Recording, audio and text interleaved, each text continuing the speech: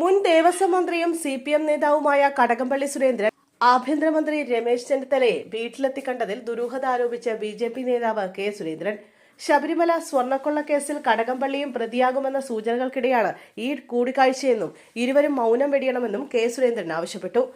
മുൻ ദേവസ്വം മന്ത്രിയും CPM നേതാവുമായ കടകംപള്ളി സുരേന്ദ്രൻ ആഭ്യന്തരമന്ത്രി രമേശ് ചെന്നിത്തലയെ വീട്ടിലെത്തി കണ്ടതിൽ ദുരൂഹത ആരോപിച്ചാണ് BJP നേതാവ് കെ സുരേന്ദ്രൻ രംഗത്തെത്തിയത്.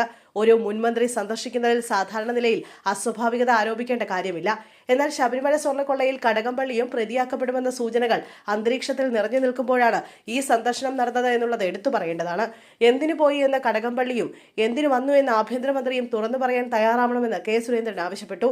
എന്താണ് സംഭവിച്ചതെന്ന് അറിയാൻ ജനങ്ങൾ ആഗ്രഹിക്കുന്നു. വിശ്വാസി കൂടിയായ ആഭ്യന്തരമന്ത്രി ഇക്കാര്യത്തിലുള്ള മൗനം വെടിയണം. കടകംപള്ളി പോയത് പാർട്ടിയുടെ അറിവോടുകൂടിയാണോ എന്നതും പ്രധാനം. നേരത്തെ പത്മകുമാറിനെ സംരക്ഷിച്ച പാർട്ടിക്ക് അവസാനം അത് തെറ്റായി പോയെന്ന് പറയേണ്ടി വന്നത് കടകംപള്ളിയുടെ കാര്യത്തിലും പ്രസക്തമായിരുന്നു എന്നാണ് കെ സുരേന്ദ്രൻ ഫേസ്ബുക്കിൽ കുറിച്ചത്. ഇന്നലെ രാവിലെ 7:30 കടകംപള്ളി സുരേന്ദ്രൻ വഴുതക്കാടുള്ള രമേശ് ചെന്നിത്തലയുടെ വീട്ടിലെത്തിയത്.